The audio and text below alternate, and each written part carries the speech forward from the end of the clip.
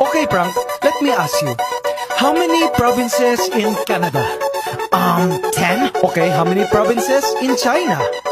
23. How many provinces in the Philippines?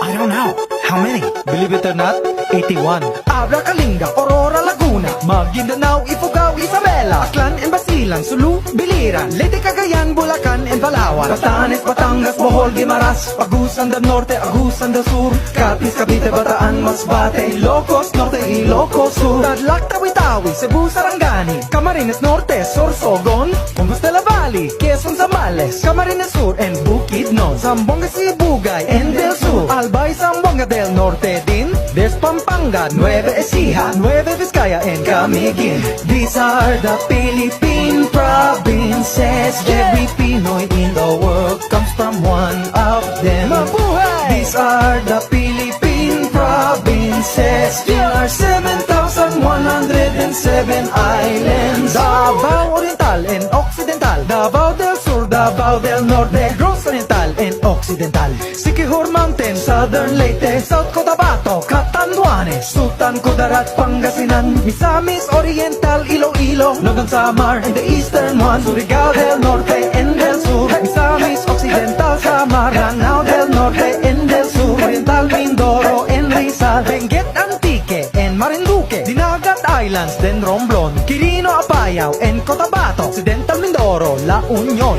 These are the Philippine provinces. Every Pinoy in the world comes from one of them. Mabuhay! These are the Philippine provinces. There are 7,107 islands. Mikey, wait!